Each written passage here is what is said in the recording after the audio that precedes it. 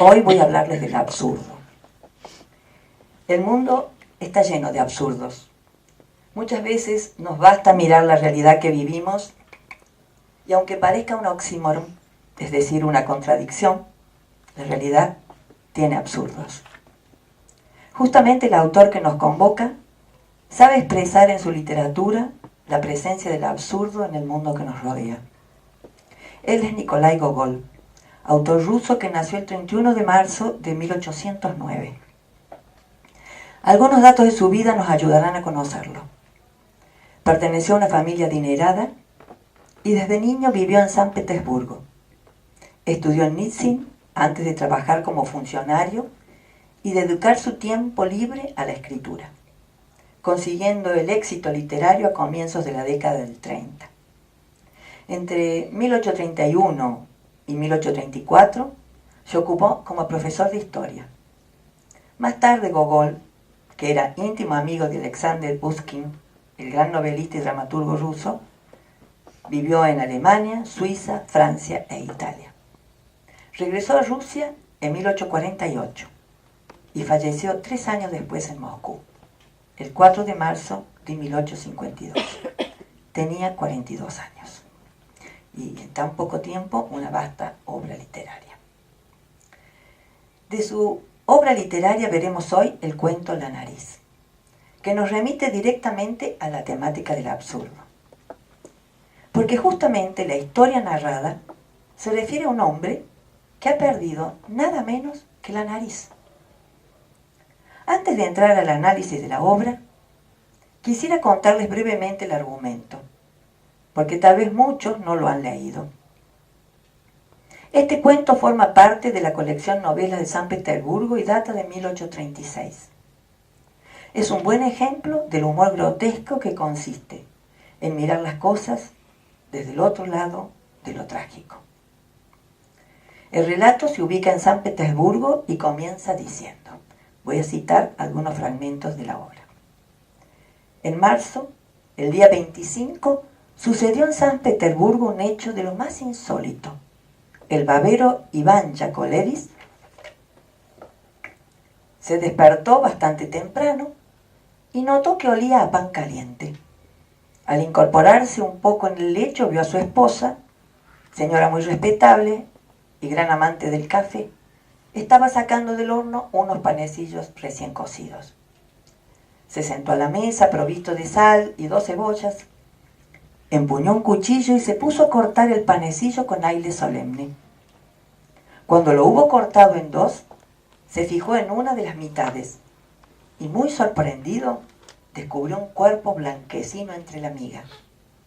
Iván Yakovlevich lo tanteó con cuidado, valiéndose del cuchillo y lo palpó. «Está duro», se dijo para sus adentros. «¿Qué podrá ser?». Metió 2 dedos y sacó una nariz. Iván Yakovlevich estaba pasmado. Se restregó los ojos. Volvió a palpar aquel objeto. Nada, que era una nariz. ¡Una nariz! Y además parecía ser la de algún conocido. El horror se pintó en el rostro de Iván Yakovlevich. Iván Yakovlevich parecía más muerto que vivo. Acababa de darse cuenta de que aquella nariz era nada menos que la del asesor colegiado Kovalyov, a quien afeitaba los miércoles y los domingos. El barbero, atemorizado, intenta deshacerse de la nariz, de varias formas, y finalmente, después de varios acontecimientos, la tira al río, mientras la observa un policía. El mismo narrador nos dice, hacia el final ya de esta parte del cuento, dice, pero el suceso queda a partir de aquí totalmente envuelto en brumas y no se sabe nada en absoluto de lo ocurrido después. Nos deja así en suspenso.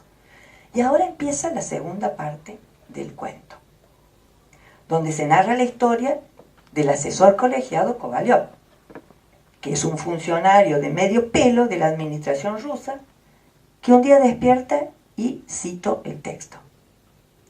Kovalyov se despertó y pidió un espejo pequeño que había encima de la mesa. Quería verse un granito que le había salido la noche anterior en la nariz. Y entonces, para gran asombro suyo, en lugar de una nariz, descubrió una superficie totalmente lisa. Mandó que le trajeran agua y se frotó los ojos con una toalla húmeda. Nada, que no estaba la nariz. Comenzó a palparse preguntándose si estaría dormido, pero no era una figuración. El asesor colegiado Kovalyov se tiró precipitadamente de la cama, sacudiendo la cabeza con preocupación. No tenía nariz. Pidió su ropa al instante y partió como una flecha a ver al jefe de policía. Bueno, angustiado, ahora cuento yo, emprende la búsqueda de su nariz. Va a la policía que lo culpa por haberla perdido, va al periódico, pero nadie le hace caso. Y al correr los días se entera que su nariz ha adquirido una vida social propia, se ha personificado y ha asumido un cargo en la administración pública como funcionario, un funcionario incluso de mayor rango que él mismo, y él se siente abrumado y disminuido. Se encuentra incluso en la calle con la nariz, que está vestido como una persona. No quiere ser visto, Kovalyov. No quiere ser visto en público, se tapa la cara. Sospecha de haber sido víctima de una brujería por parte de mujeres despechadas. Finalmente, cuando había abandonado toda esperanza de una vida normal, un policía, aquel policía que habíamos nombrado al principio, llega a su casa y le retorna la nariz. Entonces, Kovalyov busca un médico, pero que no le da esperanzas, y le dice, que no le puede arreglar, que la ponga en un frasco con alcohol, o mejor todavía, añadiendo unas cucharaditas de vodka fuerte y vinagre tibio. Y agrega, podrá sacar una buena cantidad, una cantidad respetable. Yo mismo se la compro, si me la pone a un precio módico. A lo que indignado nuestro personaje no acepta. Mágicamente, días después, la nariz aparece adherida nuevamente en su rostro y Kovalyov vuelve a su vida ordinaria de funcionario y se siente feliz y hace gala de su aspecto en la sociedad burguesa. Curiosamente, el cuento termina con una interrogación del autor que se dirige a nosotros sus lectores y dice, ¿cómo fue a parar la nariz al interior de un panecillo? ¿Y cómo es que Iván Yakovlevich? Nada, que no lo entiendo. No lo entiendo de ninguna manera. Pero lo más chocante, lo más incomprensible de todo, es que los autores sean capaces de elegir semejantes temas. Confieso que esto es totalmente inconcebible. Es como si... Bueno, nada, que no lo entiendo. Evidentemente Gogol se burla de sí mismo, pero nos deja con un interrogante, y es justamente el sentido profundo que encierra esta historia.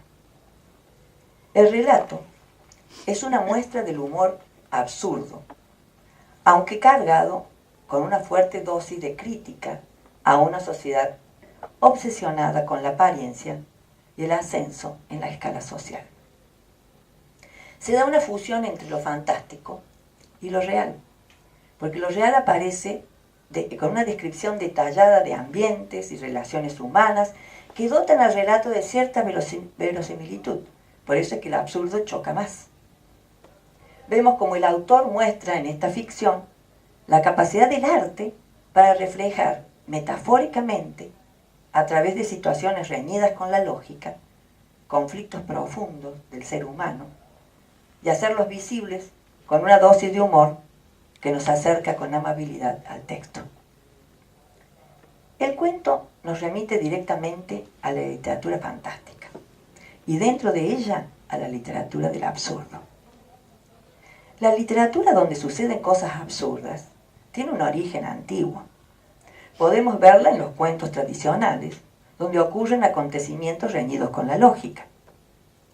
Pero este tipo de literatura, más que absurda, la calificamos como maravillosa, y es la que corresponde a los cuentos para niños, donde tanto el autor como el lector son conscientes de la maravilla del suceso narrado y no lo cuestionan, estableciendo una especie de pacto entre el autor y el lector que asume con naturalidad los hechos sabiendo de su maravilla.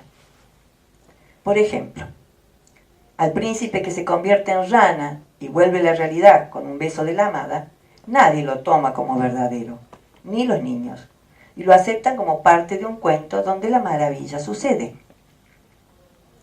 Pero lo que llamamos literatura del absurdo es la que se instala en el siglo XIX y tiene una importante influencia surrealista, y apela a la filosofía del absurdo, para crear obras literarias marcadas por el humor y la sorpresa. Se denuncia situaciones sociales que inducen a reflexionar de una manera diferente sobre cuestiones existenciales. El auge de este tipo de literatura se da a fines del siglo XIX y durante todo el siglo XX. El término absurdo hace referencia a aquello que carece de sentido, o que es opuesto o inverso a la razón. Se refiere a lo extraño, raro, descabellado, ilógico o insensato. Y la filosofía del absurdo se basa en la idea de que la verdad absoluta se desconoce y que toda vida es insignificante y que su valor depende exclusivamente de lo que los seres humanos le den. Hago una reflexión acá, que mi esposo, que es ingeniero, me hablaba también de que para la matemática también se considera importante la filosofía del absurdo. Lo que hace que un texto sea absurdo es la perspectiva de razonamiento que impone el autor.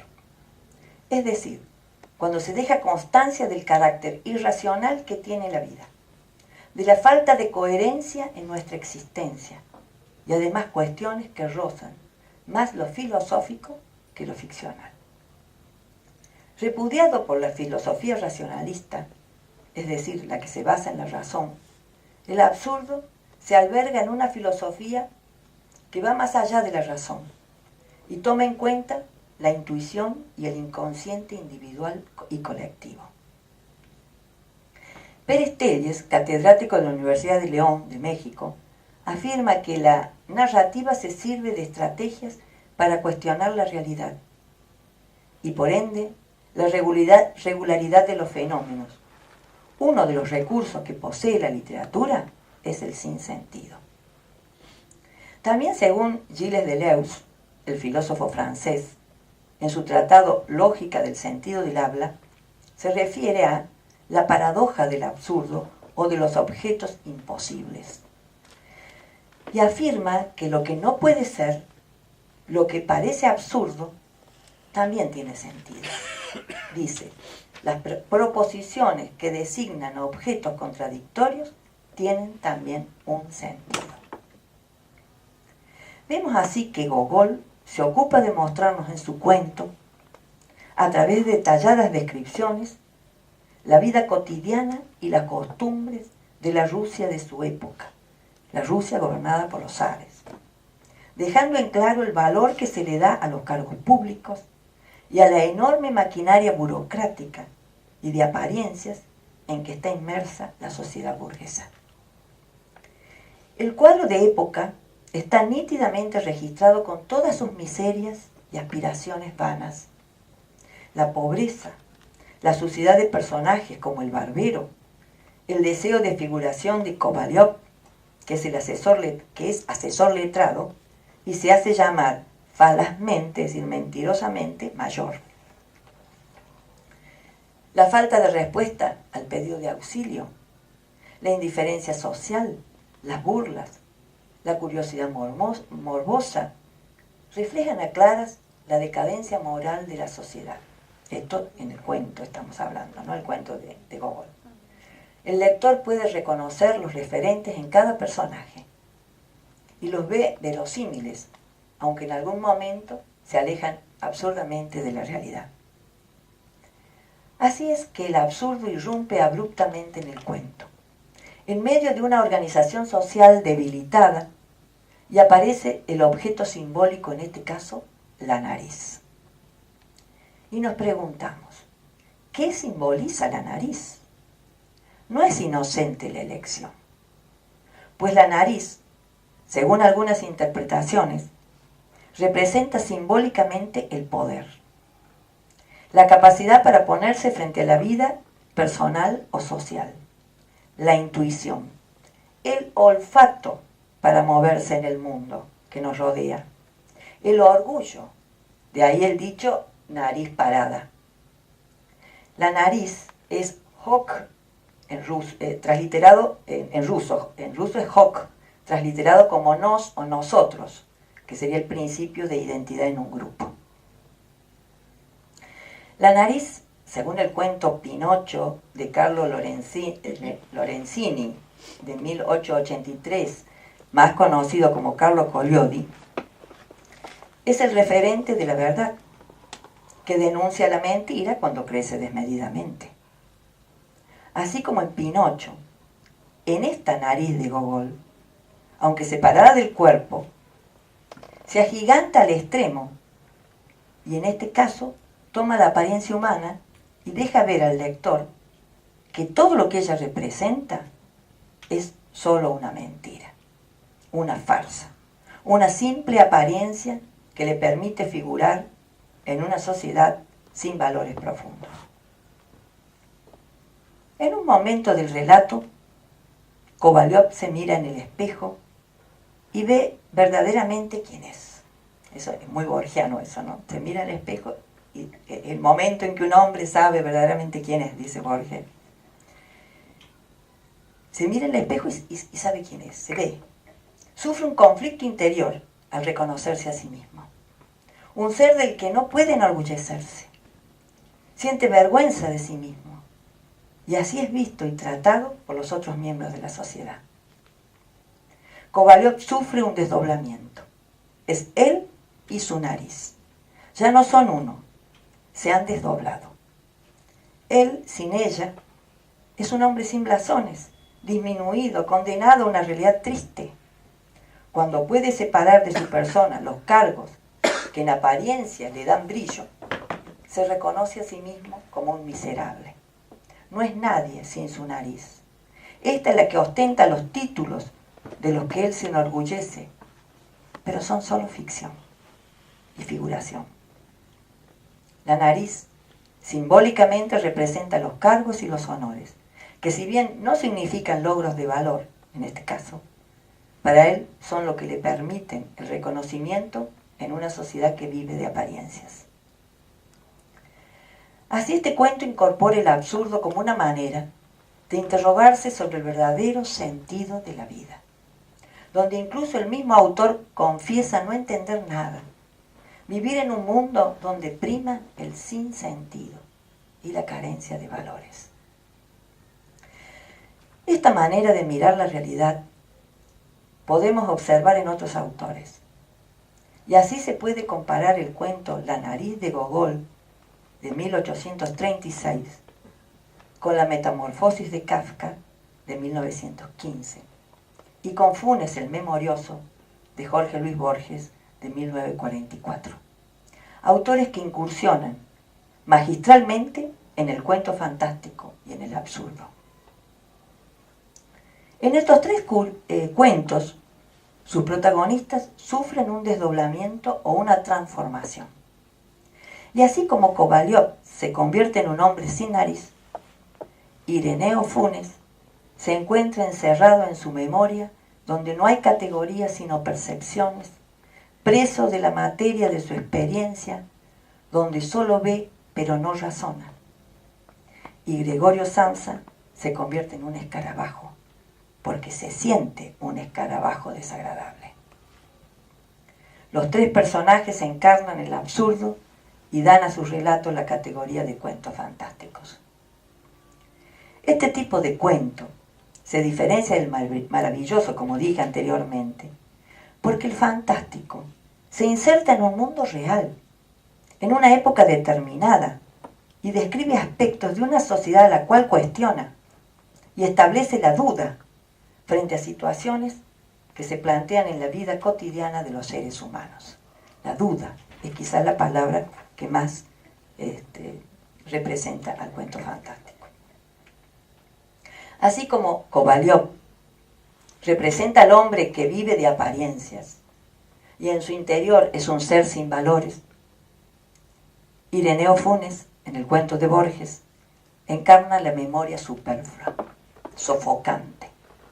Ireneo Funes se convierte en una especie de vaciadero de basuras, condenado al letargo y a la analgesia. Solo puede enumerar y no pensar. Es una evidente crítica a la historia enciclopedista y a los que viven en un mundo dominado por los datos empíricos sin reflexionar. Es también un cuestionamiento a la literatura, que se limita a describir sin profundizar en la existencia humana. Dice Borges, refiriéndose a Funes en el mismo cuento, dice así: 2 o 3 veces había construido un día entero, Funes, ¿no?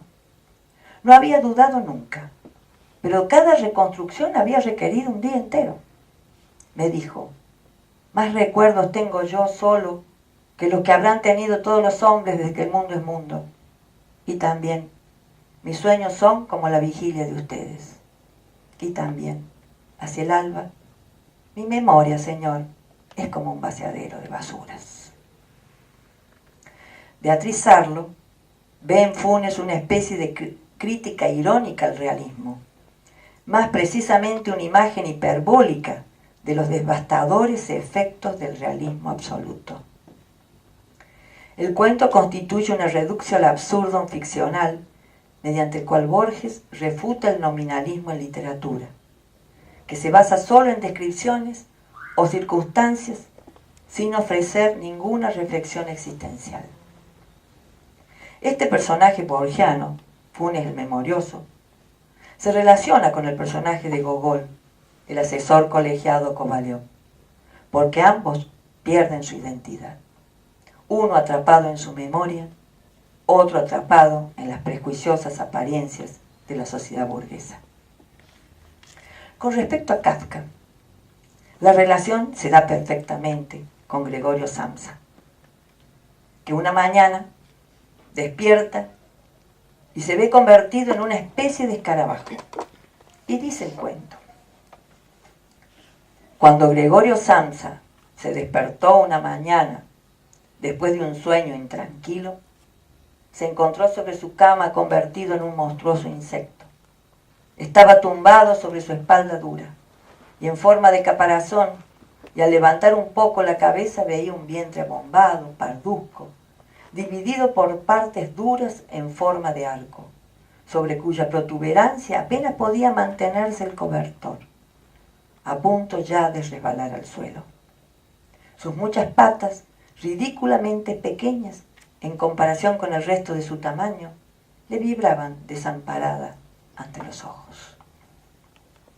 Kovalyov pierde la nariz. Gregorio Samsa se convierte en escarabajo. Y no hay respuesta racional a estos acontecimientos.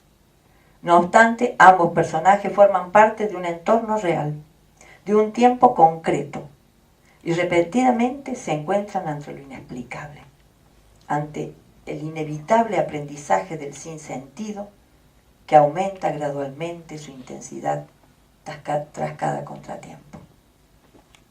En el caso de Kafka, su personaje se siente miserable a tal punto que toma forma de un ser abyecto.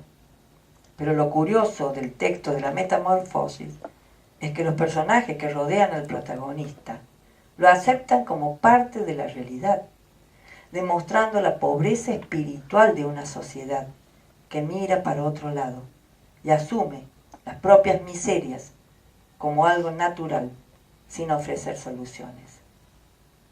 Es irónico que Gregorio Samsa se transforme en escarabajo, cuando los verdaderos parásitos del relato son las personas que lo rodean, su familia. El punto de partida en todos estos cuentos gira en torno a la difícil oposición entre lo que es y lo que parece ser. En La nariz de Gogol, en La metamorfosis de Kafka o en Funes el memorioso de Borges, entramos en el ámbito de lo fantástico y absurdo, que plantea varias opciones. O bien, las alteraciones son producto de la imaginación en un medio real, o los acontecimientos forman parte de una realidad absurda que tiene sus propias leyes. Dura crítica social a una realidad alejada de toda lógica encarnan estas ficciones. El cuento La nariz, por el evidente absurdo que presenta, puede ser considerado de humor, incluso despertar risa. Pero no se trata de la risa ligera que sirve a la gente de simple distracción y entretenimiento.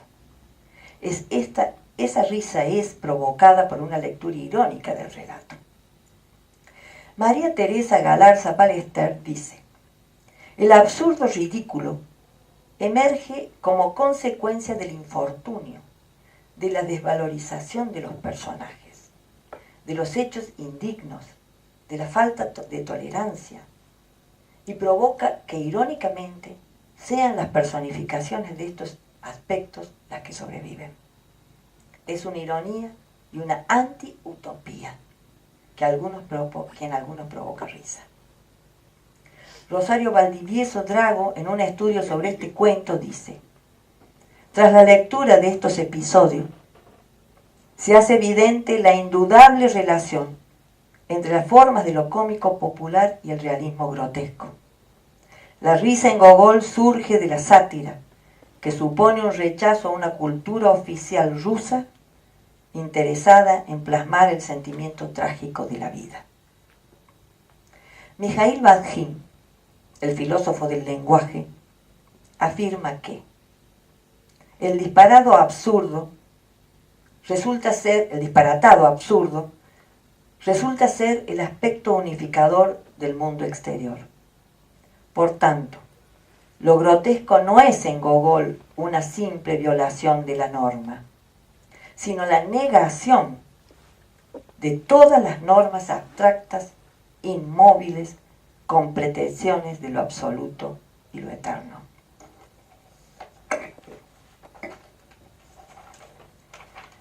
Gogol es evidentemente un precursor en la literatura del absurdo. De él abrevan muchos otros autores. Esta mezcla de humor con realismo social, elementos fantásticos y formas de prosa no convencionales son la clave de su popularidad. Escribió en una época de censura política. Su uso de elementos fantásticos es, como las fábulas de Esopo, una manera de burlar al censor. Algunos de los mejores escritores soviéticos también recurrieron a la fantasía por razones similares y tuvo un impacto enorme y permanente en la literatura rusa. Gogol, un hombre perfectamente instalado en la corte zarista, escribió, entre otras novelas, Almas muertas, considerada la cumbre de su obra, como un feroz fresco sobre sus contemporáneos pudientes. La sociedad rusa le reprochó ese ataque, imprevisible en alguien de su posición. El tono satírico de toda su obra generó controversias y debió emigrar a Roma. Llama la atención la claridad de mente de un hombre que, a pesar de su posición privilegiada, estuvo libre de prejuicios, tal vez influido por una sólida concepción cristiana ortodoxa. El atrevimiento que significó para una época donde el gobierno ejerció un poder totalitario despertó asombro y forjó una forma particular de oponerse a la realidad sociopolítica a través del humor. El cuento La nariz es un profundo cuestionamiento a la realidad, a esa realidad absurda, a esa sociedad que desconoce el disenso, que se sostiene en prejuicios y se apoya en supuestas verdades absolutas. Nikolai Gogol cuestiona, invitándonos a reflexionar, y nos deja un interrogante. Al final del cuento, apela al lector y dice, porque claro, ¿dónde no suceden cosas absurdas? Y es que, no obstante, si nos paramos a pensar, seguro que hay algo en todo esto. Se diga lo que se diga, sucesos por el estilo ocurren en el mundo. Gracias.